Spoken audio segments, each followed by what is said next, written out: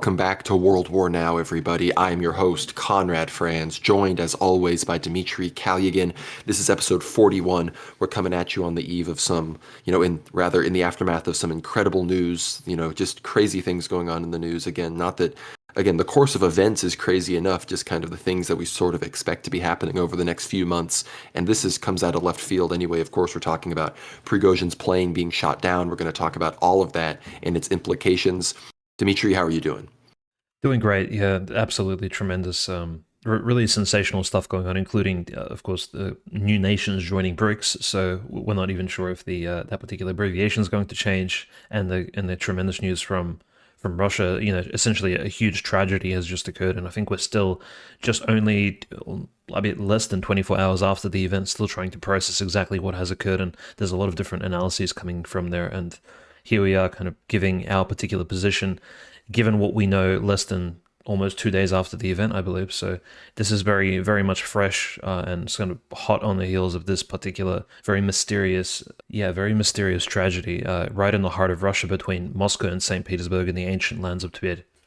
We're going to be breaking down all the possibilities, conspiracies. One of the main things I think we can definitely say, though, is that we're never going to know for sure from any sort of official sources because this is maximum information warfare, true, fog of war on all of that kind of stuff. But yeah, you're right. Brics is in the news.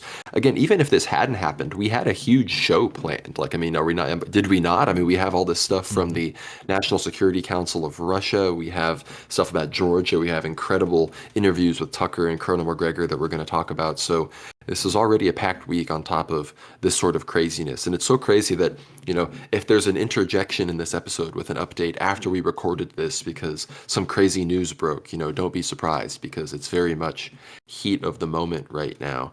But also be sure to check out last week's live stream. Episode 40 is on YouTube. We live streamed that. We're going to be doing a few more of those live streams in the future when we have the time, hopefully paired with some Twitter spaces as well. So be sure to check out the World War Now YouTube channel, especially if you're a Substack listener, and vice versa. If you're a YouTube listener, be sure to check out the Substack, worldwarnow.substack.com. But let's just dive right on into it. Dmitry, what the hell happened yesterday in the skies over Tver?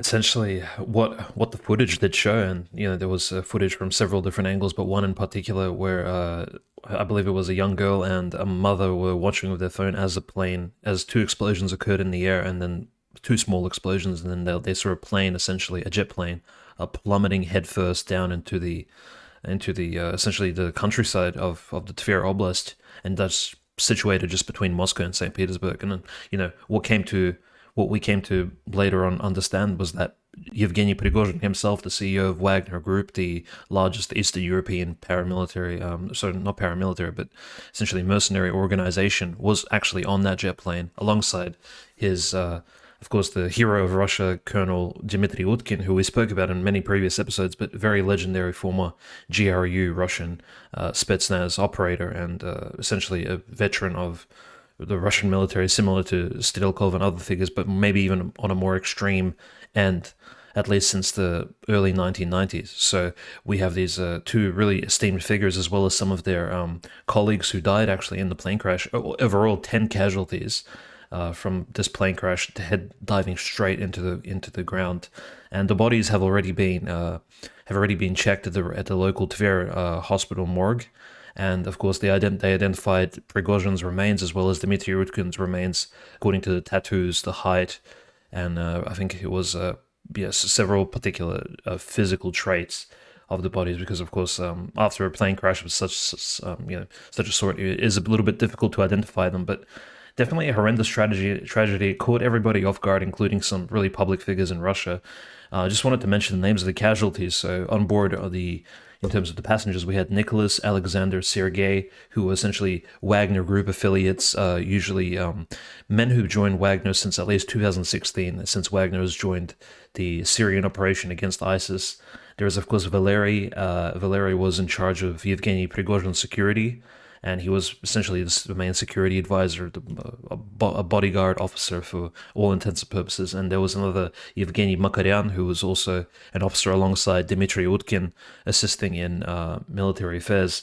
again, Dmitry Utkin, Yevgeny Prigozhin, so 7 overall casualties on the passenger side, and of course the two pilots, Alexei and Rustam, and a 39-year-old stewardess as well on board, Christina, who also passed away. All of them, of course, died almost instantly when the plane crashed into the ground. So there's no real discussion about survivors or exactly what's going to happen. But of course, they're going to most likely recover the black box of the jet plane and investigate exactly what has occurred. But of course, there's a lot of versions because, well, we have such controversial figures dying essentially on the Independence Day of Ukraine on the 24th of August, which is a very interesting date considering on the 24th of June, exactly 2 months ago, we had the infamous Yevgeny Prigozhin March for Justice, or what others would call the coup attempt of Yevgeny Prigozhin, which of course ruffled a few feathers to say the least. But it definitely does bring to mind all these bizarre conspiracies, like you mentioned, Conrad. Like who exactly,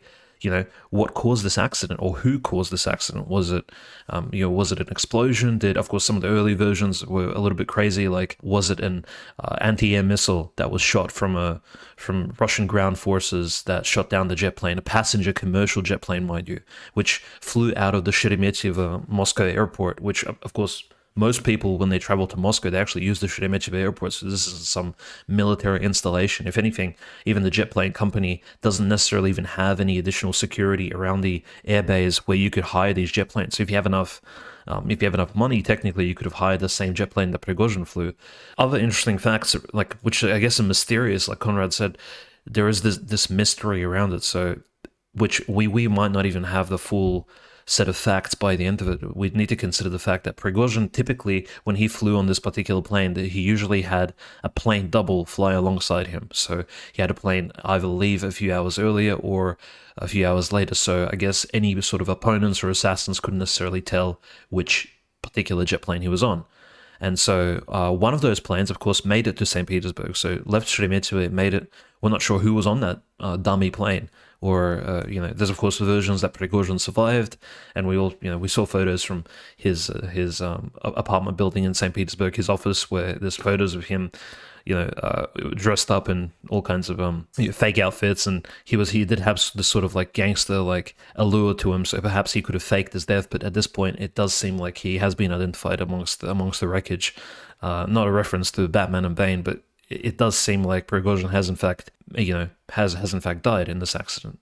And of course, probably even the most tragic thing, Prigozhin being this anti-hero character who we spoke about extensively on previous episodes, but heroes of Russia like Colonel Dmitry Utkin, the former GRU colonel, and this is a real big blow to morale, not just of the Russian civilians who are watching social media and kind of seeing some of the heroes who have done absolutely incredible things at the past perish, but also yes, the people, the troops on the front line, those in Africa actually hoping for Wagner support as well. I think it's worth mentioning, Conrad, just the impact this might have on the people in Niger who were in many ways depending on Yevgeny Prigozhin actually being present. And Yevgeny Prigozhin's latest clips are actually from Africa, where he visited Africa and he just said, look, we're coming to free the people of Niger, we're going to support it. And again, the other versions, the other conspiratorial versions come to mind wherein, well, who could have planted an explosive on the plane? Could it have been planted at the airport itself? It's most likely yes.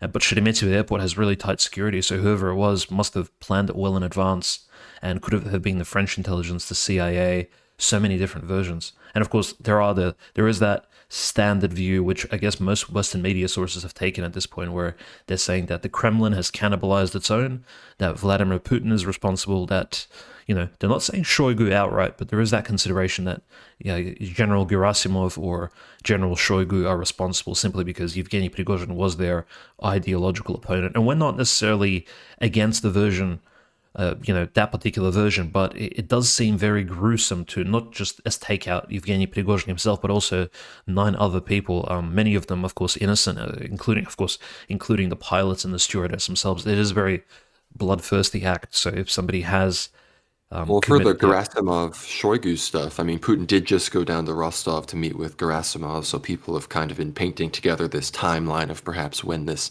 plan was concocted. But while obviously it is a possibility, the Kremlin is obviously going to be on one of the main suspects on the list of who pulled this off. I I think we're both in agreement that I actually don't think they're suspect number one. I think the way it was carried out was way too flamboyant and risky for how we've seen Vladimir Putin handle these situations. Again, I think that if it was Russian in origin or from the military, I doubt it was from the Putin camp per se. Like people talk about Shoigu, Gerasimov, maybe. Obviously, I want to hear your thoughts on where and what could be happening to Surovikin in a second. But you're right when you say that with French intelligence, with it could be the SBU, it could have been the United States, like you say, with the context of Africa and Prigozhin having been allowed such freedom to fly between, Niamey, Mali, Burkina Faso, these places in the Sahel region from Russia, then, and the fact that we recently saw ECOWAS say that they're very prepared and very, interested in doing like a 3-day, week-long or something in and out operation to restore, the constitutional order and President Bazoum in Niger. If Prigozhin is suddenly taken out, then that operation might actually be feasible if Wagner isn't going to be as effective on the ground, if they're going to be in a state of confusion, if they're going to have to withdraw. I mean, we're seeing supposedly, I've seen these, reported aerial shots of the big Wagner base in Belarus being dismantled already. There were reports that they were headed back to Russia. I haven't seen all of those confirmed, but some of the pictures do seem to indicate that about the situation in Belarus, which of course many were saying that that was where a assault on Kiev was going to start from. Maybe intelligence was leaked about that, and so the Ukrainians then wanted to take out Prigozhin and Utkin from being able to, lead that assault from there. I mean, there's also the possibility that this was an internal Wagner, dispute. Dmitry, you mentioned that besides Utkin and Prigozhin himself, the rest of the members on the plane were not as high ranking as some of the other shadowy Wagner, field commanders and others. So obviously there's always that possibility. It does seem that it was a bomb that did do it. I've seen that from a lot of sources now. The evidence for air defense or, ground to air missiles being used on the plane seemed to be minimal. I think, again, if that had happened, I just think that would have been insane. Like, I don't know why if Putin's, going so soft in Ukraine itself on all of these being so careful, I don't know why he would do that over, the center of Russian, civilizational population. I just don't think that would be a wise decision from his perspective or something that really is part of his playbook. It seems more like, look, if like you could say Putin does psyops and does, espionage and clandestine killings. This isn't either of those things. This would just be like, blatant terrorism, I guess. So you can't necessarily say that, oh, this is like Biden is doing the whole, I'm not surprised that this happened. This is Putin's playbook. It's like, no, bro, like you don't, just because you want to propagandize the people about this doesn't mean that this is just in line with everything we've come to expect from this guy.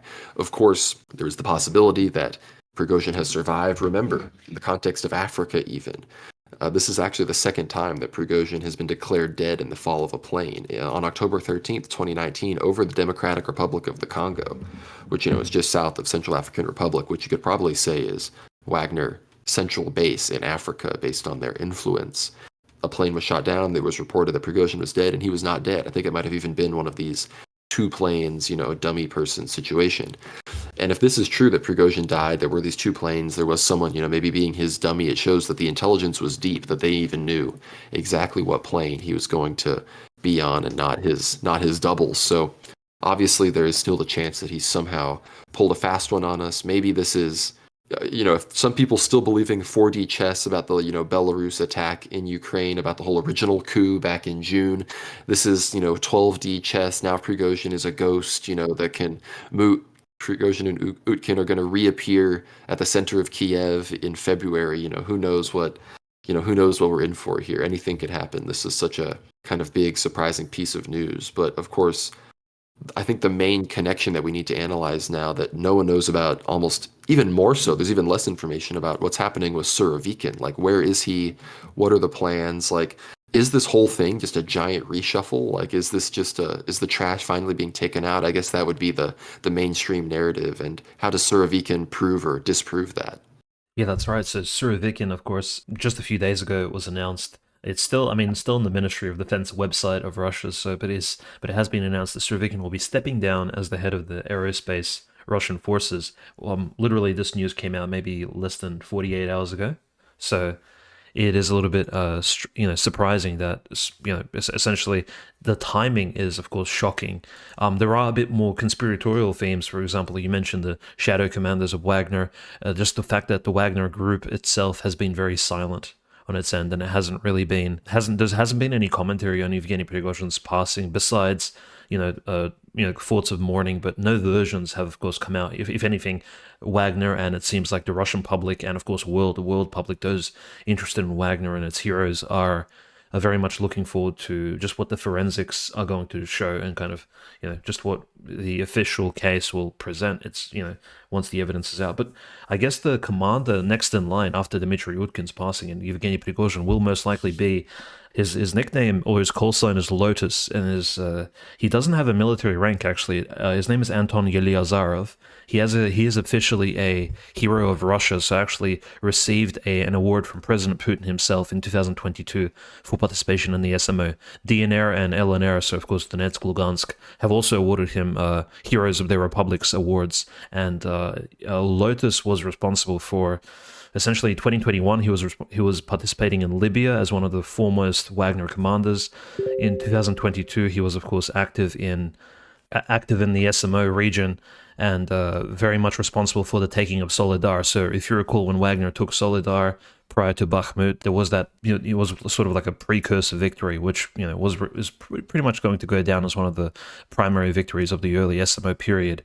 And yeah, he's probably going to be considered as one of the leading commanders. So if you see Lotus, Mr. Eliazarov come up in the news sometime soon, it's most likely because he is the most senior ranking member of Wagner at the moment. But whether or not, notable figures, Alexander Dugin came out in support, saying that Daria Dugina used to talk about Prigozhin as a hero. Of course, there was, Alexander Dugin said we should pray for the victims of the crash, which is true, we all should, especially those, we're not sure exactly which members of Wagner were Orthodox Christians upon that flight, but definitely Yevgeny Prigozhin was, he was baptized, and it seems like he was at least somewhat practicing, at least from the photographs we have. So there is that consideration. And, people like Konstantin Malafeyev from Tsargrad TV have also posted his condolences, and they've called these people these tragic heroes of Russia. So essentially, the view still stands that these particular deaths are are still tragedies. There isn't this internal consideration that, well, they were assassinated and good riddance by internal Russian forces. That's not the stance at the moment. The stance is that it was a terrorist act. The question is who committed it, and there is no victory here for Russia. It's a day of mourning, a day of tragedy. The 24th of August will probably be remembered like that moving forward. It isn't some sort of victory for anyone in Russia, and in fact, the motivation, again, for somebody internal to cause such a drastic crime, as you said, Conrad, is just completely illogical. The motives are just not there. There's, of course, more efficient ways to do things, and even geopolitically, it doesn't benefit Russia in any way. So, we'll find. I guess we'll just have to wait and see. But these things are somewhat shrouded in mystery. So, that's just, I think, the reality of it on the ground. Yeah, I think when it comes to everything going on right now with Prigozhin and with in general just the sort of unease, everything going on, it kind of relates to the Strelkov situation in a way that we keep talking about on the show, because we talk about how was he locked up for the purpose of something to happen that they wouldn't want his voice out. And from this perspective, maybe it's good that he's locked up. I don't know what he would be posting about right now, as his established enemy Prigozhin has died. But if he would be gloating, it's probably best for his soul that he's not able to publicly broadcast. Who knows though? He is a Christian. Perhaps he would be magnanimous about it. Maybe he would use it to pivot towards criticism of the regime. I don't know. He probably would have an interesting and informed perspective on probably who was behind it. And I'm definitely still leaning towards the fact that it was, at the very least, not a Putin direct order from the top in the Kremlin. I'm very skeptical of that being the case. So I think, again, this is in the middle of the Brics summit. I don't think that this is the image that Russia wants to project as it seeks to expand its kind of multipolar alliances to the rest of the world's population. Do they really want to be seen as this gangster state and that's already at war? Like, that's not the image they want to project. Lavrov, especially in his kind of diplomatic style, is very much one of intelligence, kind of a very kind of classy sort of high status form of diplomacy that kind of it's very him. I think that's why him and Xi get along. They're very well-read, erudite, polyglots and whatnot. So this is the sort of image they want to establish, not this strong-arming sort of big power blocks fighting for power image. You obviously want to project stability. So as Brics goes on, we see again, it doesn't seem like it's disrupted the flow of negotiations and what seems to have been relatively successful advances in the interests of the Brics bloc. I wasn't necessarily skeptical, but I was definitely not in the camp of people that was, screaming about how any day now Brics will announce a gold-backed currency, completely destroying the dollar. Like I wasn't on that camp of people that was getting a bit overexcited about the prospects of this summit, but it's been going on and it doesn't seem to have been disrupted by this dramatic turn of events. But I mean, you're right, Dimitri. I mean, these so many of these people, whether it's Daria Dugina herself, who is, that's more in the assured victim, perpetrator status. Like she was taken out by the SBU. We have a lot of evidence for that. But then you get into the people we've covered on Ether Hour, like Givi and Motorola, up to even someone like Stremusov, and that starts to get much, much grayer to the point where it's definitely it's not as easy as celebrating the martyrdom of heroes in the face of the enemy. Unfortunately, it's much more complex and points to the true fallen nature of this world when these things happen. Yeah, I think I guess we will voice this version. I don't think we've ever mentioned this, and it is very much like a sneak peek, maybe into a future A4O episode. But there are these considerations amongst very deep pro-Russian circles, and again, this is just the version, so nobody get upset. But there is a consideration, and of course, it was put forward by Strelkov as well as other people in pro-Russian DNR Lugansk spheres that the assassinations carried out on the territory of Donetsk and Lugansk in 2014, 15, 16, all the way leading up to Zakharchenko, were actually carried out by early Wagner personnel. And I know that sounds a little bit crazy, but a lot of these or at least prior to becoming members of Wagner, a lot of these folks were part of the GRU, Специальное назначение, Spetsnaz, of various Russian intelligence agencies and as well as military agencies. So there is that version, and Strelkov did put out a random clip of sorts, or at least this was clipped out of a greater sort of presentation of his, where he does mention that General Alexeyev of the GRU, this is one of the guys who released a short clip during the Prigozhin mutiny, actually did allegedly confront one of the leaders of Lugansk in person and actually threatened them. That said that, look, if you guys don't stop with the whole separatism thing, we're going to have to deal with you on a more or less he just said we're going to have to just deal with you. And this commander reported this back to Strelkov, who was at the time just the Minister of Defense of Donetsk, and he said that it's a very mysterious threat he received from a Russian general. And again, Alexeyev was again responsible as well for early Wagner manipulations and just the forming of Wagner, it having so many former GRU members. So there is that consideration. Also, just the depths of all those folks that they were killed most likely by either former military or active military troops. Just their passing is, and again, this is a subject for probably a more in-depth investigation. But it's definitely is a version that Wagner, at least in its early years, was responsible for some of these horrific crimes in Eastern Russia, and the leaders of Novorossiya have in fact fallen to Wagner weapons, or at least in its early iterations. So there is this very tragic anti-hero status that a lot of the Wagner officials had in its early years. Now, of course, things have changed. There's new members that have joined the organization, and in fact, Wagner as a mercenary group has proven itself in the SMO, and it in fact continues to prove itself overseas. And generally, I think, Conrad, the main message of Wagner is essentially it's almost like a battering ram against the globalists, whether it be in Africa, against ISIS, against the bizarre like neo-Nazi / libtard Kolomoisky constructs in Ukraine. It seems like Wagner is the sort of almost like the front shield and the bulwark behind which essentially what we have a young Orthodox Russia rising, which is strange in a way, but I guess that's just how the chips fall. And Wagner today is definitely a lot different than it was maybe 10 years ago,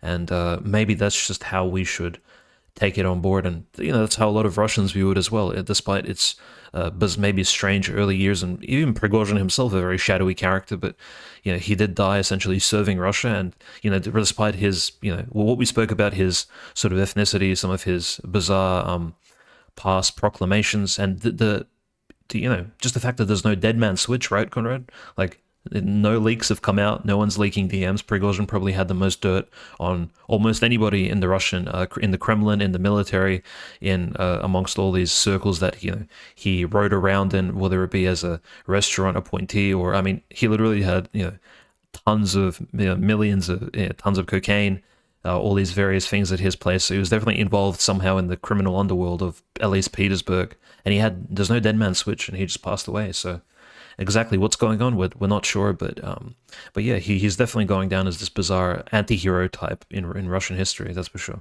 This is just in from RAI Novosti. Putin says Wagner made a significant contribution to the fight over against Nazism in Ukraine. We will never forget. Prigozhin was a man of difficult fate, but talented. He said this while expressing condolences to the families of those who died in the plane crash. I believe he was simultaneously meeting with Pushilin. So that's hot in off the presses. So I wonder if you have a take on that. And I also want to hear in general, before we move on to some of the latest announcements in the SMO zone and then Brics, I want to hear, what do you think, what's the future of Wagner at all? Well, yeah, I think Wagner essentially, well, there is this talk, and we are hearing these snippets of news essentially from Belarus that Wagner is leaving Belarus, or maybe there's some movement. But I do think there's a huge benefit if at least a portion of Wagner could remain in Belarus, continue to train the Belarusian troops. I mean, that plan, I think, is still active. I don't think anybody has thrown out the window the possibility of Wagner moving from the north, if once the SMO is escalated and actually taking Gostomel, or at least assaulting Chernigov or some of those regions, or even western Ukraine, right? There is that Suwalki corridor angle, and of course Poland. I think all of that is still very much in play. All right, just because Utkin and Prigozhin are taken out, just doesn't really mean that these plans can't go ahead and they're not still in place. And of course, Dmitry Pushilin.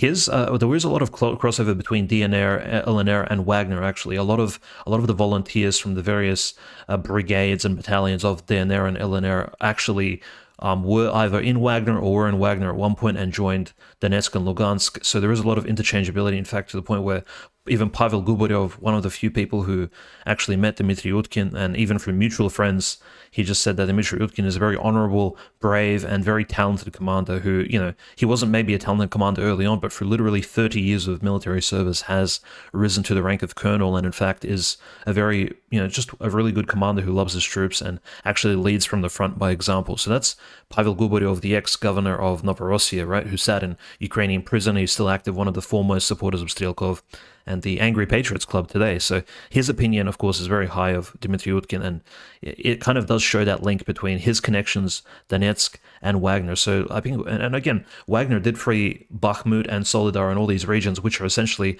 parts of the Donetsk People's Republic, right? At least that particular oblast, so the Donetsk Oblast. So in fact, these are lands that belong to the Donetsk people, not the various neo-Nazis and other Zog clans who have taken over it at this moment and are essentially just sitting there, kind of biding their time. So I suppose it is somewhat coincidental that Putin has met with Pushilin, and we'll just see how that goes. But Putin's comments, I think, very appropriate at this time. People need some surety. They need to make sure that Putin needs to show that, look, these people are heroes. If anything, like posthumous awards of heroism, even. And, that would show, and, maybe even a public memorial, and an Orthodox one, especially for the practicing members of the fallen people of this tragedy. That would go a really long way, showing solidarity, a national unity behind this particular tragedy, and the fact that, look, the Russian people are not divided, and in fact, we can go forward from this and take in new lessons, actually improve our security, improve whatever holes we have, whatever reckless negligence there was at the Sheremetyevo airport, and actually gain something from this. We gain essentially these new secular national heroic martyrs of sorts, and they should be raised on our banners and carried forward, to victory. I think that's my main message, and hopefully Putin's taking this on board. I think he probably is, based on what you just said. Just breaking news, right? And in that speech, Putin basically said that the investigation is going on. It's going to take time to learn details about the plane crash. I don't know, maybe if he was trying to really assuage himself, or, kind of distance himself from any kind of association, he might have come out in a furious, angry speech. I haven't seen a video of this address, so I can't judge it necessarily, but he does. Obviously, he can't be too mad because there is still the perception in Russia that Prigozhin was this mutineer. So I guess the sort of magnanimous pay respect to Wagner, thank them for their fight. He expressed that he knew Prigozhin since the 90s, so he sort of, paid tribute to their relationship, I guess. So that seems to be where we are right now. We're going to keep you updated. Be sure to follow World War Now _ on Twitter and World War Now Telly on Telegram. We're right on top of this, getting some of the fastest updates, translating things from Russian as fast as possible. But unless you have anything else you want to say about this, Surovikin, maybe the situation in Africa and how it could be affected in all of this, I'm ready to move on to some of the crazy announcements from Medvedev and the National Security Council of Russia. Yeah, I think just besides the fact that Ukraine has also been active the past 2 days, they've been sort of jumping over the Dnieper, so the Ukrainian VDV, their version of the airborne elites, or essentially what's left of them since the Soviet times, have attempted to cross the Dnieper via airplane drops, and essentially just Ukraine is really trying to push Russia from all angles. So the assault continues. Of course, Zaporozhye, Russian defenses are standing strong, but Ukraine, of course, attacking from the southwest along the Dnieper River, trying to cross on the Kherson end, and Russia essentially just holding its positions. Ukraine really, I mean, you'll see news that Ukrainian commanders have crossed the Dnieper, but these are small groups, and they really haven't, they're not able to hold much territory. They don't have the armor, they don't have the trenches, they don't have the defensive fortifications on the Russian side of the Dnieper to hold those positions for very long. So even if they do take territory, it's temporary, so to speak. But again, the status quo remains. Russia, of course, taking slight territorial gains up north and around Donetsk, Zaporozhye. But again, it's very stagnant, and the Ukrainian military is being churned through. As we'll mention Colonel McGregor's interview of Tucker Carlson later, but essentially his words are essentially what's happening right now, which is the Ukrainian military and Western taxpayer dollars are being wasted. But the Security Council, absolutely gigantic news. Dmitry Medvedev, former president, prime minister of Russia, now the secretary of the, I believe is the chairman of the Security Council of the Russian Federation, which essentially is this elite body in the Russian Federation responsible for, it seems to be military as well as domestic foreign policy matters, but mostly they just discuss very serious things. So it's just sort of like a round table, like the King Arthur's knights, essentially. And we have Sir Lancelot, which is Dmitry Medvedev, and Putin, King Arthur. I'm not sure who Merlin is, probably Alexander Dugin, but he's not on the council. Instead, we have the secretary, Patrushev, so the former chief of the FSB, Putin's longtime FSB friend, and of course Dmitry Medvedev straight up saying that, look, Russia's going to escalate very drastically if certain conditions are met. So what exactly did Medvedev comment on, Conrad? And how is this different from the stuff he's been saying before? Well, the National Security Council of Russia, of which Medvedev is one of the top members, I believe he's the deputy secretary, so I guess second in command. They've basically announced that the goal of the special military operation is the complete dismantlement of the Ukrainian regime, including the possibility of complete occupation of all of the Ukrainian territory. So at the very least, I think we can confidently say that, with us, we've been long time Odessa heads, we've never backed down from that opinion. I think very much vindication on that front, despite, some hiccups and some, again, the whole era where Putin basically revealed to us that was never the original intention, which, oh well, but we bet on the arc of history and the will of God, not the will and prognostications of politicians and people scheming and whatnot. But in general, it does seem that, this also comes about, we'll talk about, he also has announced that there's the possibility of integrating Abkhazia and South Ossetia into Russia, which, for those that don't know, are the breakaway republics of Georgia that are, kind of came into relevance in the 2008 war between Russia and Georgia, and are the main source of the lack of diplomatic relations between the two Orthodox countries that share a border in the Caucasus.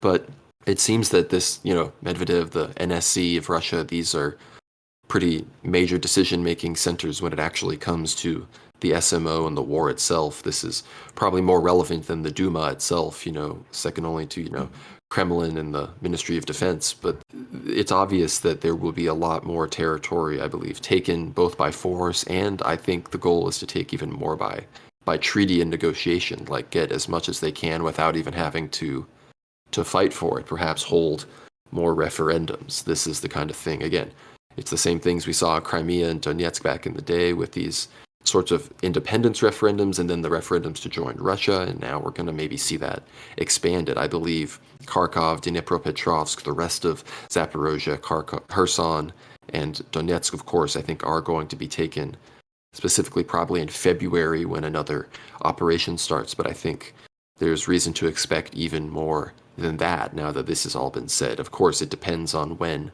the West or Ukraine want to come to the negotiating table. As far as I can tell, the West seems to have told Ukraine that they need to send all of their forces and all of the equipment that they've been sent to the Zaporozhye front, which apparently is going against, I guess, the operational understanding and the wishes of the actual Ukrainian commanders.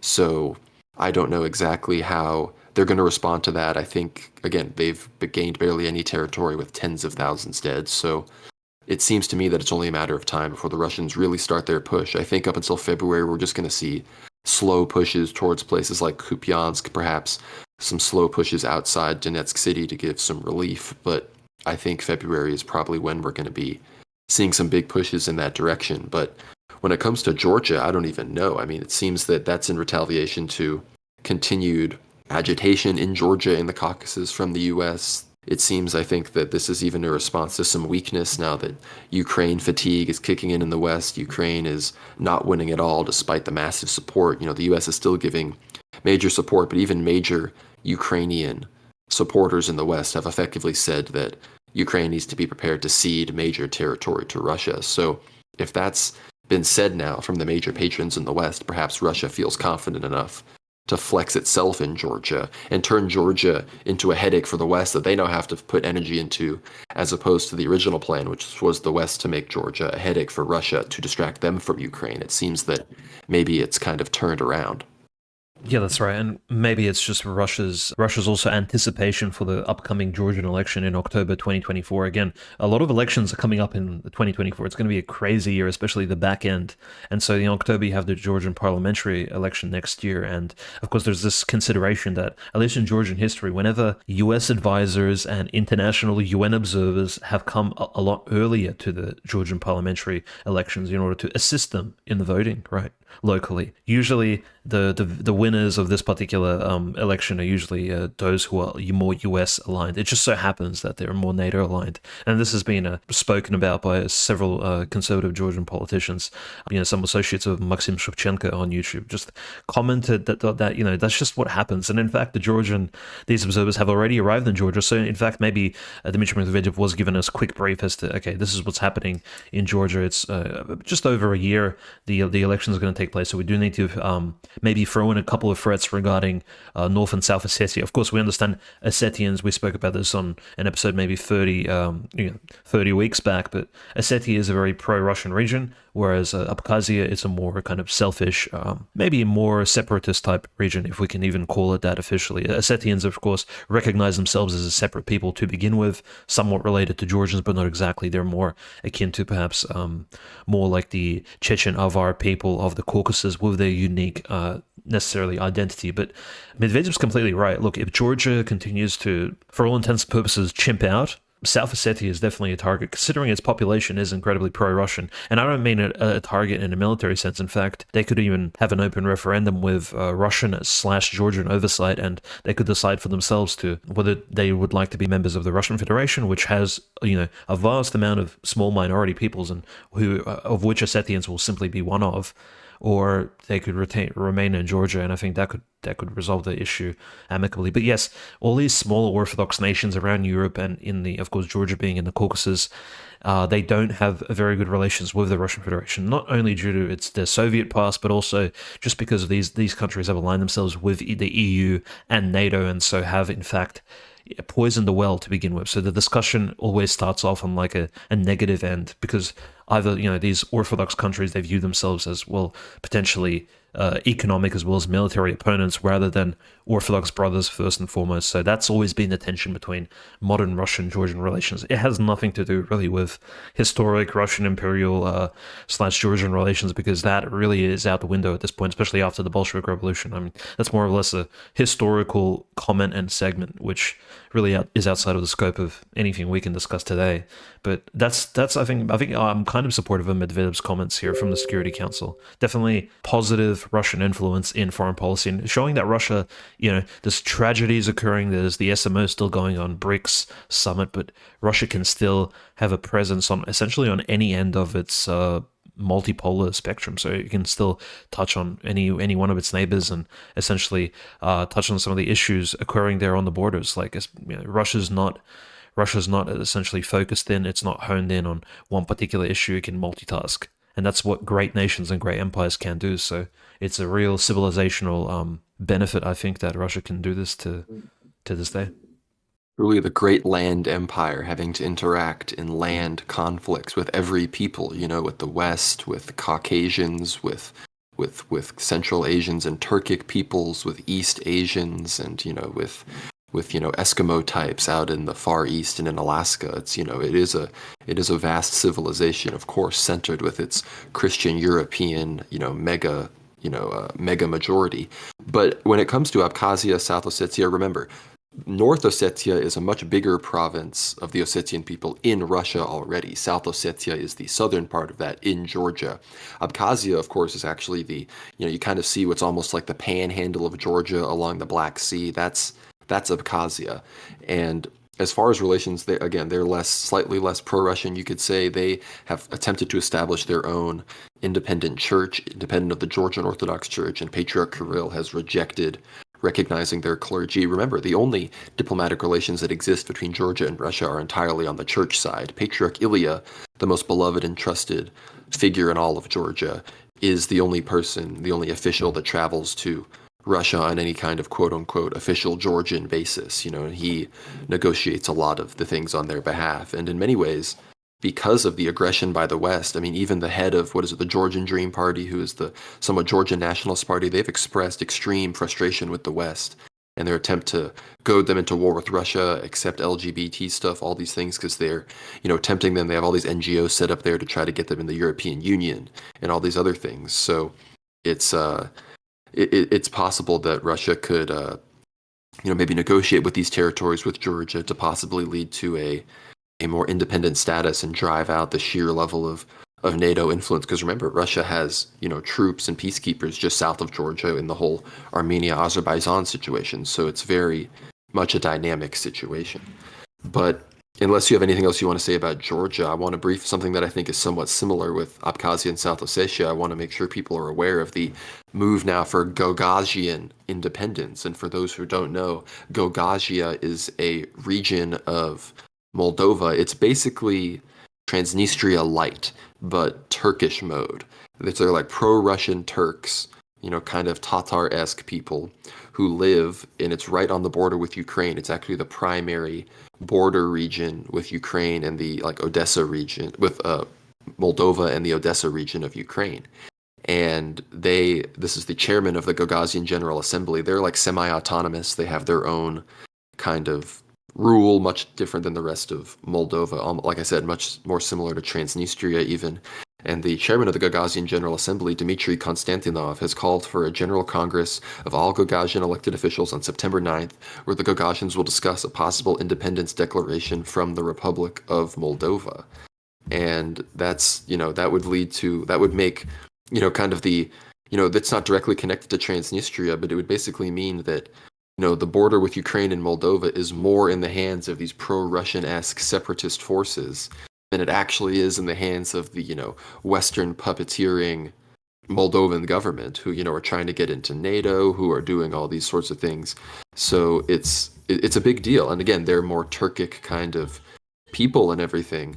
But it's this big, it's this thing. And who knows if Russian forces are behind this move in Gagauzia. Obviously, I think the West won't be happy that one of their potential, inductees into NATO and potentially, the European Union, is now balkanizing more so. But it's a pretty interesting development, to say the least. Yeah, that's right. And I mean, it's potentially just another sort of throwback of Russia trying to, regain dominance in some of these areas, which essentially it freed from Turkish Ottoman occupation all those centuries ago in the early 1800s. And the Gagauzian people, if you read about their history, essentially these people were saved from, I guess, what you would call Ottoman slavery in the region known as Bessarabia in the past. But this particular region was saved by heroes such as Fyodor Ushakov by sea and Alexander Suvorov and some of these legendary Russian commanders during the reign of Paul I, Catherine the Great, etc., who fought against the Turks. And the Gagauzien people were settled in these lands, and kind of they got to really relax and build up their culture here thanks to the peace granted by the Russian Empire since pushing back the Ottoman Turks. So in fact, their history doesn't go back any further than, say, the mid 1700s, and that just needs to be taken into consideration here. So I think it's and of course Moldovans don't see it that way. Of course they see themselves as a more ancient type of people, and whether or not this Gagauzien move for independence will be more of an internal move, to bring some more of those semi-Transnistrian type peoples into proximity of Russian influence, that kind of remains to be seen. Of course, I more than welcome those kind of moves. I think in any sort of small Orthodox country, at least, or at least those related, even, there are a lot of Muslims amongst its population, that, granted, but I think there's some benefit to be had from them aligning themselves more with Russia rather than the European Union and NATO, which, we spoke about this more in depth before, but they bring around all this cultural nonsense, which essentially is installed from the top down, and it infects the social strand, which essentially the people are negatively affected from the top down. Essentially, yeah. So there is that consideration that the Gagauzien simply are. It's not simply a political move. It's more like just the people themselves want to align themselves with Russia more than the West. So it could be very much a popular movement, which is simply reflected in some of its local political leadership, rather than the political leadership seeking some sort of enrichment from aligning himself with, shall we call the more conservative Eastern Bloc. In many ways, the Eastern Bloc is not richer. NATO and the EU are much richer than Russia is at the moment. I think nobody's even going to argue that. So it's not a discussion about money. It's a discussion about what is best for the people on the ground. Yeah, and again, this would lead to a big sort of, again, they wouldn't be able to be resupplied by Russia. Again, Transnistria has already kind of been left out to dry on that regard. So it would be, apparently the Gagauzien Republic, was a thing in 1991 to 1994. During the sort of time where Moldova fought its wars, it was more peacefully, integrated into Moldova, despite having its very much autonomous status. But, if there's any kind of, if they have to resist by force, unfortunately, they probably wouldn't stand a chance against a Western-backed Moldova. But it's interesting to say the least. We've always kept an eye on Transnistria. Now that this is happening, maybe that'll bring that back into the forefront. But with all of that, it's time to talk about Brics. The summit is going on. It seems that, it's gone well. I saw a few hiccups with, I believe, the South Africans, closed the door and prevented one of Xi's translators from following him. It was kind of an awkward moment. I also thought that the tribal dance that greeted Lavrov was totally lame, but that's neither here nor there. I think the big story is that it's been announced that, I guess, Brics has extended an invitation to 6 new countries. Those countries being Saudi Arabia, Iran, Egypt, Argentina, the United Arab Emirates, and Ethiopia, who will be effectively, I guess those countries may have to vote, and there may be whole legislative processes for their kind of alliances they have to do on their own end. But from the Brics member perspective, they are, they've been allowed to become members and start the process of becoming members. And this is big because I believe India had expressed a lot of doubts about actually expanding the bloc. Is that correct, Dimitri? Yeah, of course. And I think what kind of pushed India into accepting was, of course, the sort of kind attitude between the relationship between China and India has been rocky, but in 2023, it has been somewhat amicable compared to previous years. So I do think that, and I'm not sure who exactly is responsible for these two countries coming to agreement, but whoever it was, it's sort of a great move in diplomacy. I think it's also the consideration, globally speaking, that look, Europe is realigning, new members are joining NATO, and Brics isn't a military alliance of any sort. It's more economic and trade related, of course. And there is this talk of CBDCs, a move away from fiat, local currencies, moving away from the petrodollar. There's all these big theories in the background running running amok, essentially, stating that, well, what are the ultimate goals? What is the ultimate goal of BRICS? But it does seem like it is an alternative to some of these more Western aligned structures, right? And it is very much welcome that some of these new nations have joined. I think, if anything, Conrad, I found it very interesting that we did have a lot of these countries from the Hijaz and some of these Arab aligned countries, these huge oil producers like Saudi Arabia and the United Arab Emirates, actually gaining membership. I think that's tremendous. It's almost like a new OPEC, essentially. And of course, we recall OPEC, like, what was OPEC's major thing in like the 1960s was its opposition to Israel, and Israel is not in BRICS. So it is this interesting angle of which might come up later in future discussions once the Middle East is agitated a little bit more, as it always is, by some of these local foreign political decision makers over there. But it is a little bit bizarre that some of these, I guess, leading OPEC countries have in fact joined BRICS, and maybe it is a move away from the petrodollar. A huge victory, not just for Lavrov, Russia, China, India, but also for some of the smaller members, and also those new members actually beginning the sort of ascension process. And in fact, look, it's scheduled to take place within 4 months, right, before the 1st of January. So that's a pretty quick process, and we've seen discussions of Sweden and Finland. How long did they have to fight to get into NATO? And granted, right, NATO is a defensive alliance, so perhaps there's difficult considerations there of borders and the fact that Russia's right there and Russia's fighting a war, and there's all these it does seem a little bit more serious, but still, that's quite a quick exception rate, I think, and the scheduling is it's pretty good. I guess we'll find out next year. But yeah, exceptional prospects for the future of multipolarity in the world, I would say. Yeah, I think part of the India-China thing is I think India's very much noticed the pressure the U.S. is putting on it culturally, economically, geostrategically, and they're not responding well. And that's not to say that they're mellowing on China, but they aren't gonna, at the very least, they aren't gonna escalate on the United States' terms. And I think that if anything, they would rather.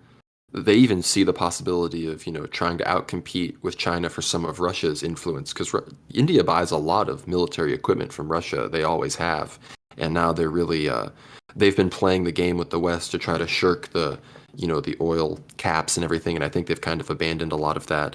I believe, Jay Shankar, one of the members of Modi's government, he recently had an interview with, I think, Alexander Mercouris and somebody else recently, so he's very much plugged into the world of multipolarity. And I think in general, there's been some, again, I don't want to comment on this too much. It's very controversial in like Christian circles, and I don't really want to, really muddy the waters on that with too much politics. But there's obviously a lot of this. We've seen more and more of the escalation in rhetoric about this Hindu terrorism and a lot of this disgusting activity being carried out by some of these gangs in these towns in certain parts of India. I think there is legitimate Christian persecution. I believe there has always been persecution of Muslims as well in parts of India by these Hindu groups. However, as Muslim terror has kind of waned as one of the main boogeymen, and we're seeing a surge in like the kind of the anti-Christian stuff and whatnot, I think it would make sense that if you're trying to agitate against Modi, who's a more multipolar nationalist leader, it would make sense to appeal to a Western audience to have this Christian persecution by these Hindus amplified. Obviously, I don't necessarily think Modi is calling for it, but obviously the people that would be persecuting these atrocities would be more aligned with the Hindu nationalist parties of which Modi represents. So that's obviously a big factor, and they're going to be taking note of that as well. Of course, Pakistan has had the whole Imran Khan thing occur, and they're watching that next door as well. I mean, the U.S. just completely disallowed the most popular political leader by far in Pakistan from being in politics. He's, been arrested, and he's not allowed to be in politics for, was it like a decade or something like that? So a very much Trumpian situation, which we're going to talk about in a second. But obviously, there's the whole BRICS currency stuff. That's going to be a thing that I think is more long term. But in general, Putin has, pushed de-dollarization to the forefront, whereas I think we've seen even Indian officials kind of try to be more moderate on their prognosis for the future of BRICS. But it wasn't just, these 6 countries that got allowed in. It was also a huge delegation of other countries were there. There were North Koreans there. There were all sorts of Africans there. It was pretty crazy. I think I saw a picture of one of the North Korean delegates just holding a gun to his head at some like weapons demonstration or something like that. It was pretty interesting. But Yeah, I mean, this summit, I mean, there may be a few more things to come. I think it's wrapping up pretty soon here now that the time of this recording. Putin obviously didn't appear in person. I think it may not have even entirely been, some of it has to do with the ICC and whatnot, but also some of it has to do with, in general, while Putin wants to make a big splash at Brics, I don't necessarily think the Ramaphosa government is who Putin wants to be the face of Brics and wants to be necessarily the number one ally of Russia as multipolarity moves forward. So that combined with the ICC stuff, I think, was a good enough reason for him to just send Lavrov. Yeah, I think just general commentary. I did notice a post from, funny enough, Father Andrei Tkachov, like the most popular priest probably online at the moment in terms of actual views, and definitely in the Russian language. And he actually mentioned the fact that, well, this BRICS summit. Funny if you see this popular priest sort of commenting on geopolitics and multipolarity, but he did say that the BRICS summit does have good prospects for orthodoxy and the spreading of orthodox influence to some of these other nations. He says that essentially it's a lot harder to evangelize based on his experience in former Christian countries which at one point had Orthodox Christianity, for example, European countries or even former Orthodox countries such as, well, not former, but countries where, say, Orthodoxy is still dominant in some regard. For example, Bulgaria, Romania, and Greece are the three that he mentioned. And he said that, look, he says that, well, it's not up to Russia to reignite the fire of orthodoxy in these particular nations. They have to do it themselves because, look, yes, there was communism, yes, there was liberalism, but Russia, essentially, it's not on Russia to go into these countries and teach them about the teachings of the church. They have their own saints, they have their own local autonomous autocephalous jurisdictions. And he did say that Russia needs to spread orthodoxy to places such as South Africa, India, China, and do it a lot more actively. And in fact, the BRICS might be a way of orthodoxy essentially being represented on this council of very, shall we say, pious countries in their own way, in their own religions. For example, even Ethiopia, right, being ascended like that is, and we'll probably comment. I mean, well, at one point we'll maybe speak to Dean Arnold as to exactly what this would mean for the future of the Ethiopian people. But 120 million people in Ethiopia, 90, I mean, like a huge percentage of them are essentially Oriental Orthodox Christians, which it's not the same as the Eastern Orthodox Church, which we belong to, of course, of Conrad, but they are very much still extremely conservative to the point where Western countries would simply view them as far right, fascists or something. Like they are just that conservative in Ethiopia, and that kind of counterbalances again with, say, the Kingdom of Saudi Arabia, which is very strongly in that Hijaz region, very strongly Muslim. Essentially, you have Mecca and Medina joining BRICS, right? So there's huge consideration there. And of course, not only are the Sunnis represented, but the Shia as well, of the Islamic Republic of Iran, which essentially is a theocracy, right? So we have kingdoms, theocracies, these are Giga Chad, black Christian countries joining. Ethiopia, a very poor country, but has a lot of potential, and in fact, if anything, is a country that's rising out of the rubble of the 20th century. So that's a consideration. We have smaller countries like United Arab Emirates, which are incredibly rich. Argentina, I don't have too much thoughts on that. Only that Argentina, the politicians do seem to be West aligned, so it is a little bit interesting. But then again, Brazil has also had very similar sort of positions in the past. So, and Brazil is a founding BRICS member, and of course Egypt, the once opponent of Israel. Now it's essentially kind of defanged, castrated neighbor.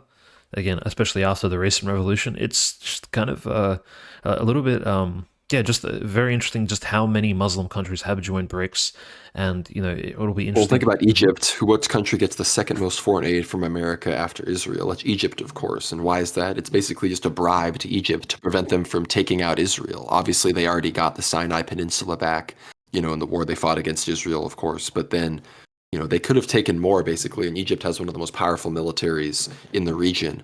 And of course, but it's interesting that they've both been allowed into BRICS because Egypt and Ethiopia have this big dispute about the Nile River. Ethiopia is wanting to their Grand Nile Dam. They have plans to actually start filling their reservoir, damming the Nile soon at its very fast rate, which would drastically affect the water levels up in Egypt, which is completely dependent on the Nile, for all of their water needs. So it's interesting. Maybe some of those issues could get worked out in a more multipolar forum with, China and Russia as negotiators, because, both of those countries have very close ties with those both respective nations. And of course, Argentina is interesting because we see Javier Milei. He's been this character, kind of rocketed into the spotlight here after he got 30% in the first round of primary elections in Argentina, coming first, beating out both the center right and center left.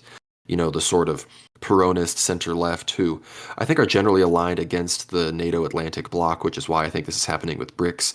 And then the more center right, opposition. And then this anarcho-capitalist Javier Milei, who wants to replace the Argentine currency with the US dollar, abolish the central bank, hates LGBT people, apparently is like a tantric sex instructor, and wants to he's surging in the polls. He could very much be Argentina's next president, but he very much, I think, would not. He would probably reverse this Argentina Brics decision. So we'll kind of see where that goes. He's an interesting character. Kind of, he's trying to kind of ape Pinochet. He's called the Whig. He's very Trumpian in a lot of ways. That viral video of him screaming about leftards was doing the rounds recently, but he loves Israel. I think he talked about wanting to convert to Judaism. So he may be interesting, he may be funny, but he is very much not our guy. So we're going to watch that closely. I think Argentina is a fascinating country.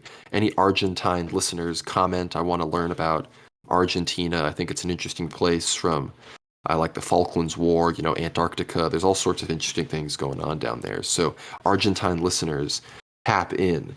But before we move on to talking about some other stuff in India, I just wanted with Brics. I saw people are kind of thinking about what is the new acronym for Brics going to be. People say Brics Plus these days, but was it Tom on Twitter? He had posted Rusi is back, kind of spelled in a funny way, but I think that misses the opportunity for Bussy Race, Bussieraaice. I think it's I'm joking, of course. It's really maybe this is a really terrible joke, but I thought Bussy Race was pretty funny if you're going to actually be taking this acronym to its conclusion. Obviously, they may just change the name entirely from being an acronym. Who knows? Yeah, I think some other considerations that also need to be made in this entire Brics debacle, and I think it's more a bit relevant this week because later on this will be fleshed out slightly, but notice the absolute ignorance of Turkey. Turkey is not a member of the EU, and now it's not a member of Brics, nor is it being brought into ascension. In fact, Turkey almost gets bypassed, and in a way, it's almost like the big power players, Modi, Xi, and as well as Putin, are showing that they're kind of bullying Erdogan and saying, "Look, buddy, you have to either choose the West or you choose us." Right? There's no, you can't just play both sides. And the same thing with Macron. Macron just simply wasn't invited to the summit, despite actually being a nuclear power and having all this influence in Africa. And France just simply not receiving the invitation. And in fact, it was either declined or completely ignored. Extremely powerful. And, medium term speculation regarding what this could bring about would, of course, be a potential shared currency amongst these countries. Maybe and I'm not sure, it could potentially be a fiat. Maybe they'll be trading in the yuan. I'm not particularly sure. Definitely not the ruble, considering how badly the ruble has been operating. But it is potentially a move away from the US dollar. That's what everybody seems to be talking about, right? Especially for international trade. Maybe not domestic trade. So, for example, the yuan, the ruble, they'll be still used in their respective countries. But for international trade, will the US dollar still be the standard? And that's, I think, the main question. And that's what the US probably fears, especially with Saudi Arabia joining and that whole historical controversy with that really lucrative deal, the petrodollar agreement with the Saudis, with the Saudi kingdom, which has catapulted the United States' economy, essentially gave it the second rise in the 20th century. And I think that's definitely a big expansion point. The last comment on Argentina, expansion into South America in general is almost like this. It's almost like Eurasia is shaking the hand of its South American brother all the way over there on the flat Earth. Essentially saying, look, Brazil's a member, but more of you guys can come over here as well. And it is, I think, it's generally positive, regardless of if Argentina ends up joining or not. It's just the fact that Brics has shown the option. It's not just powerful, large Brazil, it can be a member, but also a small Argentina can also join. So I think generally this is a positive thing, but definitely let's keep a lookout for any news regarding US dollars trade between the Brics member states, and if they'll be using the United States dollar in future transactions, or will there be discussions about something bizarre like cryptocurrency, or God knows. yeah, we'll definitely be on the lookout for those sort of news. And you guys should too. Definitely follow us on the social medias because we usually post about these things prior to speaking about them on the weekly show. Yeah, and you mentioned Turkey kind of getting boxed out. It's really important analysis because what's also happening in the midst of the BRICS summit is Russian jets are pounding Turkish proxies in Syria. So it's very much, and it also comes at the time though when Russia's also expelling French influence from Africa. And we even mentioned France as a suspect in the Prigozhin thing, but the French expulsion of Africa also benefits Turkey because France and Turkey are major, France is Turkey's main geopolitical enemy in the West due to their a lot of their competing interests and historical ties. So Russia is having to balance, helping and hurting two of their enemies at different points here. And you're right with South America. I think it's also important to recognize, though, that Russia would really benefit, in my opinion, from looking into the genuine right-wing nationalist oppositions in these countries, not just going back to propping up the geriatric, you know, Chauvistic, socialist, communist, brown people who just are, have the grievances against colonialism, like all these sorts of, that's kind of what Lula represents in Brazil. That's, of course, kind of what Maduro represents in Venezuela. You see these same forces propped up in places like Bolivia, even Nicaragua, which Russia has a huge collaboration with Nicaragua and everything. And look, I'm not pro the Roman Catholic Church per se. I do believe that there's perhaps cases where Vatican officials should be investigated by the state for corruption, but I don't necessarily believe that the Nicaraguan government is right to just be openly arresting Catholic bishops and things like that, which of course is probably not the best look if Russia wants to be this, kind of conservative religious leader around the world. I think they would benefit from finding slightly different ideological partners in South America, but that's all sort of a talk for future BRICS meetings, right? Maybe they'll figure those things out. And yeah, with India and China being there with Lavrov and everybody, it's very clear that Turkey, Erdogan's going to have to continue to make these choices, and he's going to be forced to go one way or the other. And unfortunately, we believe the arc of history, will ultimately put them on the side of the West, which will lead to a much greater conflict. And things are happening in that direction, whether it's in Syria, all sorts, again, the Black Sea being dominated by Russia, that's going to totally push the conflict down towards the Bosphorus and Dardanelles because, we've already seen, we talked about this on our live stream on YouTube, the Turks have had ships now stormed by the Russians. There's these shipping lanes in the Black Sea the Russians are openly putting soldiers on them, pointing guns at the captains of these boats. It's very much Russia is clamping down. So things are very much moving in the direction that we see it go. But before we start talking about a few things in the Balkans and Colonel McGregor, I want to just mention, of course, it's been all over the timeline, the India moon landing. People now believe that India, the space program of India, has landed on the moon, despite the obviously fake and CGI images they've put out. So I just, all the people that hate on me for shitting on the space stuff and all of that, it's like, so you now believe that, India's superpower 2024, it's all here, they've space future, poo and lose space futurism. I think it's just, I just think people need to recognize that this thing it's the sort of, in the sense that there is a global conspiracy, it's sort of this peak kind of scientism, transhumanist future of, there are cabals in each country of people that seek to perpetuate this nonsense. And I think it's, of course, it's always a big ploy for just more money.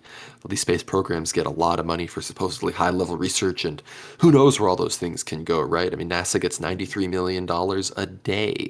Of course, a lot of that goes into the CGI to have you believe the ISS and whatnot. But yeah, I just want to know, Faustian space bros, is India, I guess they're Aryans, right? Is India part of based space futurism? I want to know.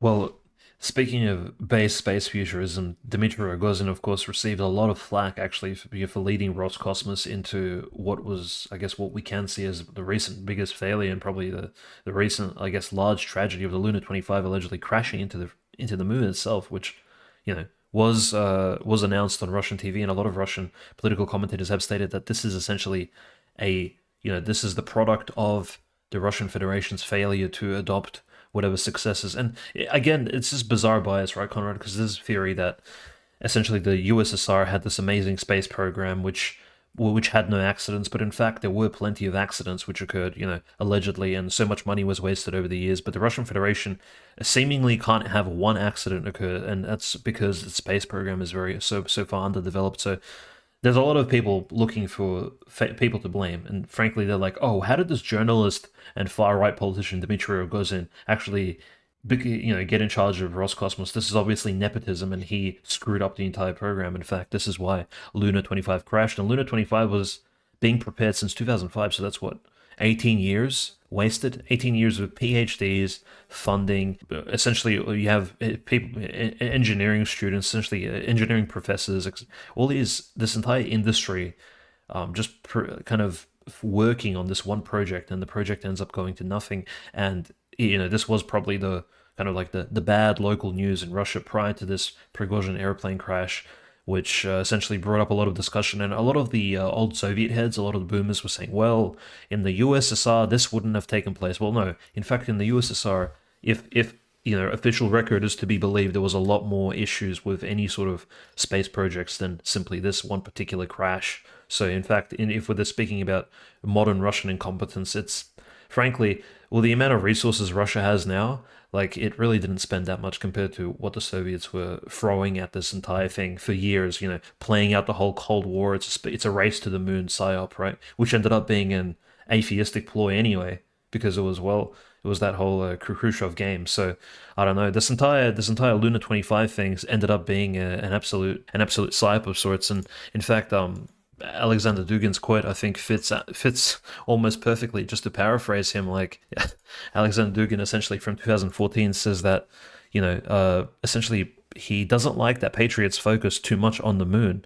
In fact, let me just bring up the quote real quick, because I think the quote needs to be read out exactly right. And these are not my words, so to speak. These, of course, Dugin's words directly, so that's how they should be taken. This is all those years ago. Not to comment on all those people who allegedly worked on the Luna 25 project, but this is more of a cultural comment.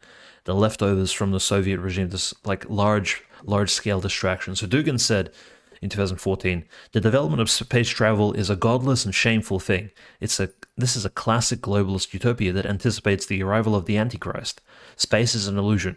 It is necessary to be faithful to Christ and the Russian land. I do not approve of patriots flirting with modernization. It won't end well. I think where this stands is, in 2014, you have the Donetsk, Lugansk republics. You have all these events going on in Russia. Russia isn't perfect. It's still growing. And in fact, you're wasting precious taxpayer money, precious money from all these resources and trade in order to do what exactly? Like, but well, again, nothing, it seems, because, well, most of these projects don't necessarily work. And I think me and Conrad are still waiting for the fruits of all these very necessary and essential space programs, especially not just in the US and NATO, where you have like billions and billions being siphoned away, but also in countries like Russia, which Russia needs money more than anything directed into the right particular departments and they're in the right projects, because Russia doesn't have the luxury of the US dollar, the fiat currency, and the Federal Reserve essentially printing infinite funds, right? That too. So that's that consideration. And I think Dugin's quote is completely on the nose. Whether or not people believe in the space program or not, I think it should be considered that it is a major ideological distraction from what's happening on the ground. And it's also reflected in the fact that the Saints never really spoke about space travel in general as being anything essential. Even recent elders have just never focused on this sort of thing. It's just kind of irrelevant to what's happening in reality. Yes, there is no salvation in space. We are here fixed at the center of God's creation under the beauty of his firmament.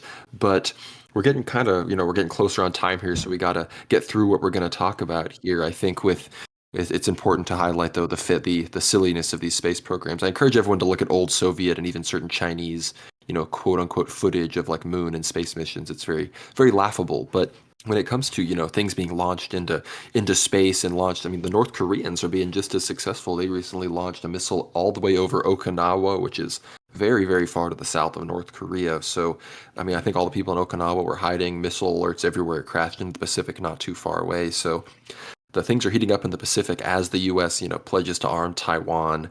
Taiwanese officials visit New York City. It's getting China is very much pledging to retaliate in these regards.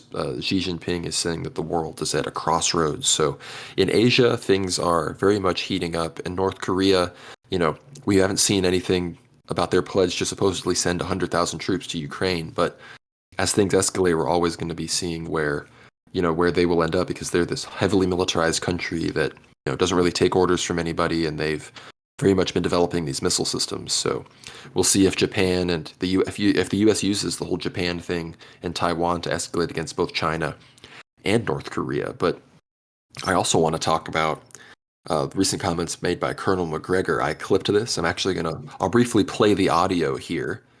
These are people with this agenda, and the agenda says until the entire world is garrisoned by U.S. forces and is converted forcibly to some form of democracy that we approve of, the world will not be safe, and we must continue to fight.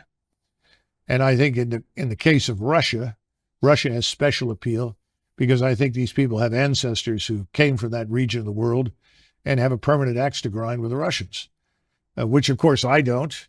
I don't think most Americans do, and nor do I think anybody in government should shape policy based on whatever unhappiness their ancestors, experienced in a place like Russia.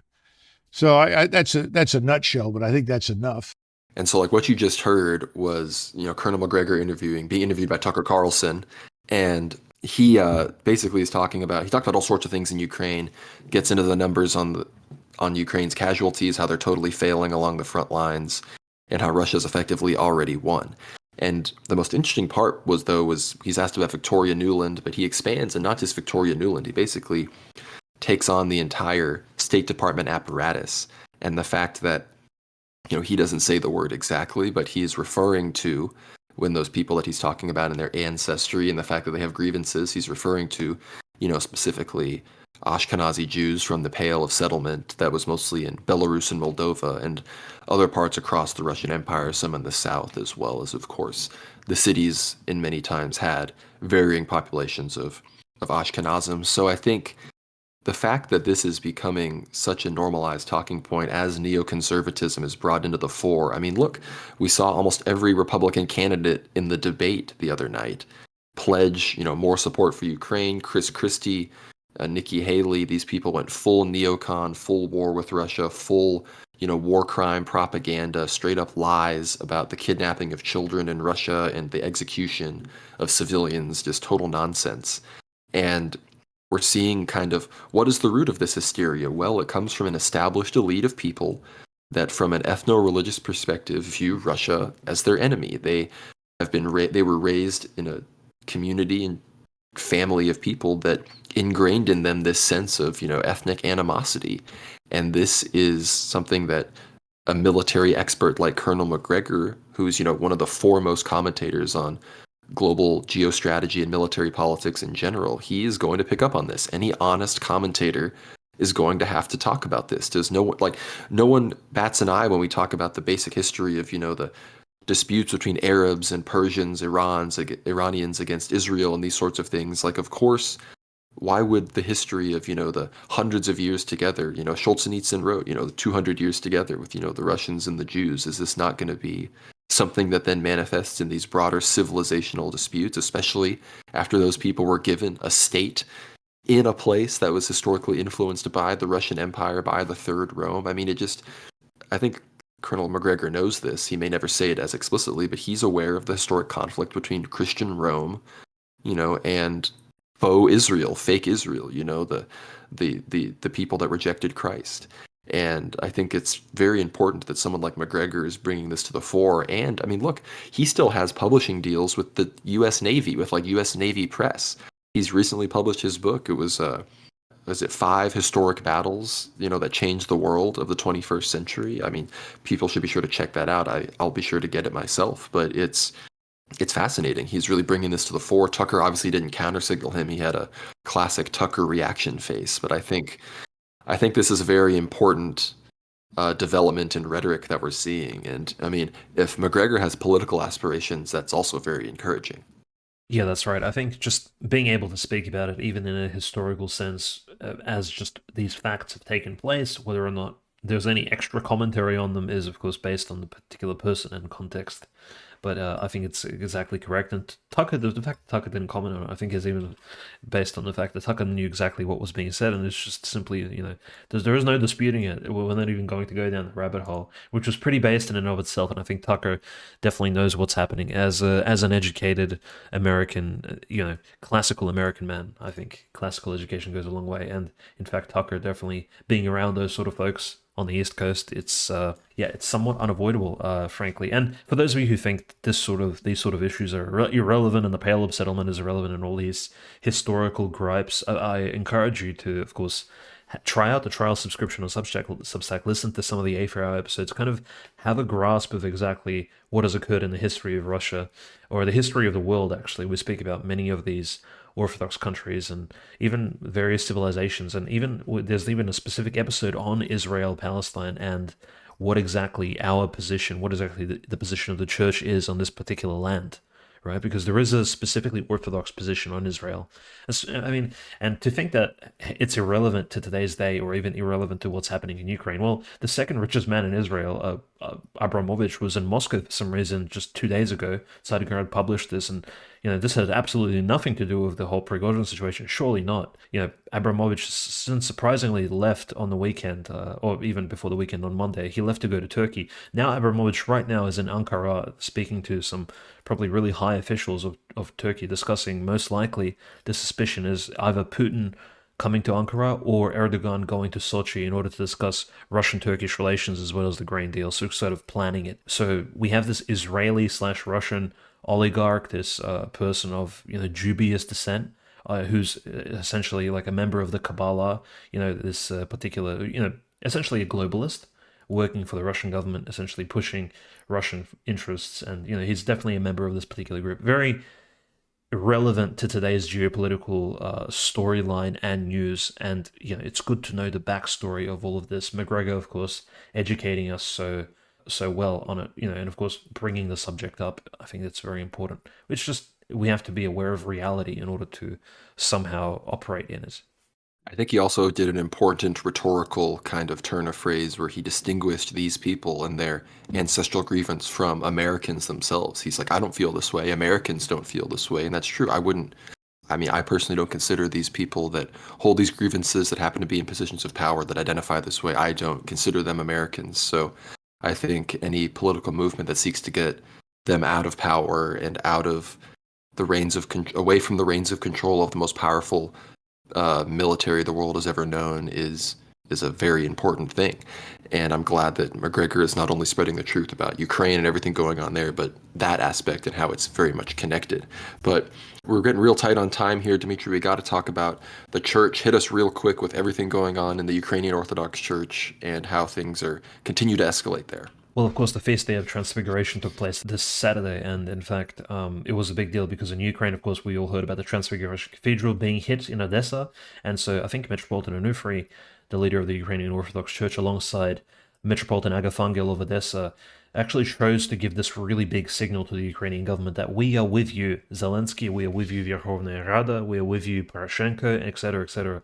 And it was I don't know, it was a little bit upsetting to me, but maybe some people view it in a more dispassionate sense. But Metropolitan Onufry, Metropolitan Agafangel, as well as some of the other leading members of the Ukrainian Orthodox Synod, there was, I think, over 10 bishops serving on one particular feast day in Ukraine, and they gave and Metropolitan Onufry gave the mic to Metropolitan Agafangel, and he openly declared on the sermon after almost towards the closing of the liturgy before the kissing of the cross that the Ukrainian Orthodox Church looks towards its patriotic Ukrainian attitude, wishes to increase patriotism amongst its Ukrainian Orthodox flock, and also stands united with the government and wants to break any of this idea that the church is somehow dissenting against the Ukrainian Orthodox sovereign state, the sovereign state of Ukraine. And this of course was reflected just yesterday on the 24th of August when, of course, Metropolitan Onufry announced, he congratulated everybody with happy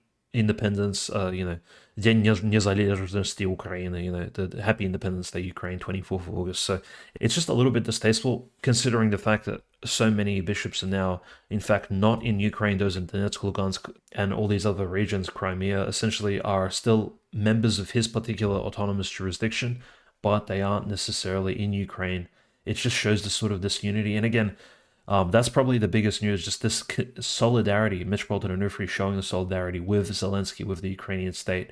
I'm not going to comment on this any further, but I think it's just the fact still stands. That's what the statement that was made. There are, of course, this, Metropolitan Jonathan being imprisoned, Metropolitan Paul recovering from his heart attack after imprisonment. There's a lot of issues going on in terms of, just hierarchs being essentially pressured into, hierarchs having heart attacks, hierarchs having strokes, just a lot of pressure on the Ukrainian hierarchy in general. Yeah, it's just, and of course there's the other story of the local Ukrainian priest proudly donating his parish's money towards the purchasing of the Ukrainian military vehicles, like jeeps and things. It's just like, collecting money every Sunday and then suddenly announcing that, look, we're going to give this money towards the Ukrainian troops.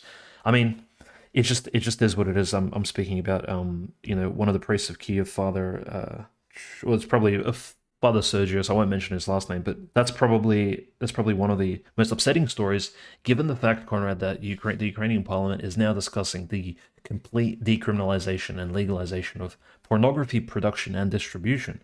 So this is all happening while, of course, Ukraine is discussing cannabis legalization and pornography distribution. And of course, the retort to this would be, well, surely you understand pornography is legal in Russia. How can you say, well, no, it's just the fact that there is an active movement within amongst these politicians to legitimize this degeneracy, whereas in Russia, this degeneracy was legitimized a little while ago, not even under the Putin government, but under Yeltsin. And we all know who ruled under Yeltsin, people like Abramovich and his ilk. And in fact, Putin, if anything, has been slightly negligent in not shutting down this degeneracy, like the fact that there's 10 to 15 gay clubs still open in Moscow. I mean, you can Google it. It's a little bit absurd, right? It flies in the face of this entire SMO being somewhat of a religious military operation, which it isn't. And that's one of the main critiques. Nevertheless, there is that moral issue here where it's like, well, should a Ukrainian Orthodox person pray for the military victory of Ukraine as is proposed by Metropolitan Agafangel of Odessa? Well, I don't know. Because if Ukraine wins in the war, pornography will be decriminalized. So I don't know if that's a win. And as well as, all kinds of parades and things like that, which we don't need to go into in detail, but that there is that moral conundrum. And the secondary, of course, debate, Conrad, which I post a little bit about it, but in our recent A4 episode, it's clearly visible, like just the attitude of some of the former saints of the church towards, say, Ivan Grozny, who criticized him openly, right? And he's, mind you, this is an Orthodox Tsar who's anointed, who was raised in the church from the age of 3, who is, essentially the de facto ruler of the Katekon, and he receives direct criticism of his actions, of his anti-Christian positions and anti-Christian acts throughout his entire life by various saints, Saint Basil, Saint Macarius, of course, Saint Philip, Saint Hermogenes, Saint Herman of Kazan, Saint Nicholas of Pskov. The list goes on and on. All these various saints speak to him, and of course, and they just don't want to tell him off, but they tell him that this is how you're supposed to do things. Do we see the same from the Ukrainian Orthodox hierarchs? Are they telling Zelensky what the correct thing to do is? Have they responded to this move to decriminalize pornography, for example, on a national scale? What kind of fruits will this bear? Again, there's more of a focus on virtue signaling rather than actual palpable advice that maybe should be given to some of these politicians who claim to be members of the Ukrainian Orthodox Church, right? Of course, the last thing I will mention, and this really caught me off guard because, again, most of this news is negative, but frankly, this one is probably the worst. So, Dmitry Gordon, the infamous Judeo-Ukrainian journalist who has like over 4 million subscribers on YouTube's huge Ukrainian journalist, was given a tour of a Russian POW camp in Ukraine, in Western Ukraine, so next to Lvov somewhere out west, and he was presented with all the best conditions. So the Russian POWs, they receive really good treatment, and look, they even have a chapel and a church, and he's led into the church, given this tour, and of course the tour guide explains, oh, this church is a Uniate church. So, of course, Dmitry Gordon didn't go into details, but he's like, oh, so they can come here for Easter and Christmas and all these feast days, and the man says, absolutely, all the Russian prisoners can come here for all these various feast days. Like, do we realize what kind of satanic idea that is, Conrad? Can you imagine the Russian military? The Russian prisoners are probably 0.001% Uniate. There's probably no Catholics in the Russian army whatsoever, including especially those belonging to Uniate, autonomous church, right, of the Roman Catholics, that particular branch. And in fact, they give the opportunity of Russian POWs under so much pressure and stress, being prisoners of war, to actually attend a heretical, well, from our perspective, from our Eastern Orthodox perspective, a heretical parish. I mean, that's almost like a war crime. If anything, that's a crime against the soul. That's even worse than torture, in fact. And it just kind of seducing them, like Satan seduced Adam and Eve in Eden as a snake. This is like something out of, I don't know, out of the lives of saints, right? That you'd read about somebody trying to pull Christians into apostasy. Very, very, very disgusting. But yeah, that's some of the big news, I suppose, ongoing this week, at least in that particular region of Eastern Europe. I pray for the church every night. I hope that things can be resolved there again as the Russian front line advances. It's one of those things that as that happens on the Ukrainian side, things might get worse, but it does get better for those people that do get liberated from this nonsense of this silly regime that unfortunately Western governments insist on propping up. But before we turn it away, before we let y'all go this week, we have to, of course, mention Trump. He is, as recording this, about to be arrested in Fulton County, Georgia. I'm sure you'll see his thumbnail, and we will be posting that around. Of course, we've seen the scandal that they've supposedly purposefully lowered the quality of the camera that they take the mugshots with. And it appears that they're doing everything to get this guy out. And of course, we support Donald Trump. We have some critiques of him, of course, but he's, of course, the front runner. He's probably going to get this nomination for the Republican Party's nomination. And then they're going to do everything they can to steal the election in the general in 2024. So we're watching all of that very closely. Trump had a great interview with Tucker just recently after the McGregor interview. They talk about a lot of very interesting stuff. They got hundreds of millions of views or whatever, so it's definitely showing that X and this, alternative stuff, the parallel economy is growing. Trump's loyal followers have not abandoned him, so we're going to be keeping a close eye on that. But Dimitri, unless you have anything else to say about the church, about the SMO, about Prigozhin, about Trump, then we're going to do the plugs. Yeah, I think only memory eternal and rest in peace to the heroes, to the the casualties, the victims of this particular crash, whether it was an absolute accident, whether it was a terrorist act or an assassination attempt, a successful attempt at that. All those people should be prayed for. So if you do have time, definitely pray for the souls of those who reposed on that particular crash, because they don't really care about who exactly murdered them or why exactly the accident happened. Their souls right now are traversing through the toll houses. So their particular, God will judge them very soon, actually. So, in fact, their sins are very much open to them. And of course, hopefully their guardian angels are with them for those of them who are baptized and active members of the church. But we should be praying for them, if anything. So it's not even our attitude towards these particular victims or whether they were heroes, anti-heroes, traitors. That really doesn't matter to them right now, because their souls are in a new particular phase of life. So their story really has ended in this sort of earthly sense, and really at this point all we can do for them is that, and we'll just see what church officials have to say about this particular accident. But it really has been a tragic week. There is no victory for Russia on this day of the 24th of August in terms of just losing these heroes. There is nothing really to gain. This is not how, if for those claiming this is a persecution of traitors, it's not, because we have innocent victims who've died. I don't want that stupid idea that Putin, this idea that Putin somehow was responsible and that he did the right thing. I mean, if he was responsible, he committed a crime, and if he wasn't, of course, this particular crime will be investigated as to who exactly has done it. So that particular narrative shouldn't be pushed. And in fact, I think the most destructive narrative, Conrad, in my opinion, is that Putin was correct for taking up Prigozhin in the plane. Because then it's like, no, unless you think Putin is good for being some sort of gangster figure and that's how you want to paint him, well, that's not exactly like a good look. Because look, we have innocents dying, we have these officers. This is not how justice is dealt, right? We don't have any We don't have any historic Christian precedent for just, shooting a plane out of the air or crashing it or planting bombs on planes. That's not justice. This is a crime. Whoever committed it, or if it was an accident, it was an accident. So the story ends. I don't think I want to see or hear anymore, especially people with Orthodox crosses in the name saying it's a good thing that Prigozhin died in this crash. No, it isn't a good thing.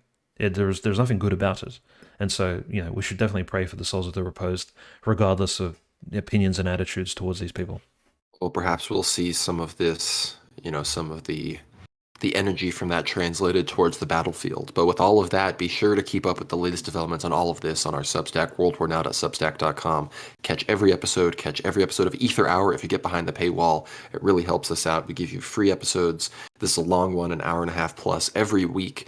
So be sure to support us there. It really helps us out. You get access to all the previous episodes of Ether Hour. We're getting close to 20. So it's, be sure to check that out, worldwarnow.substack.com. Be sure to follow us on Twitter, worldwarnow_. Follow us on Telegram, worldwarnowtelly. Follow me on Twitter at GnomeRad. Follow Dimitri on Twitter at OCanonist. Be sure to follow us on Rumble, World War Now. Follow us on YouTube, World War Now. We do live streams there, community posts, all sorts of great stuff. Leave a comment on Substack. Leave a comment on YouTube. We love talking to you guys. Like I said, some Argentine followers, please reach out. Wanted to learn more and whatnot. But with all of that, God bless. And it's been a great show. Thanks for listening.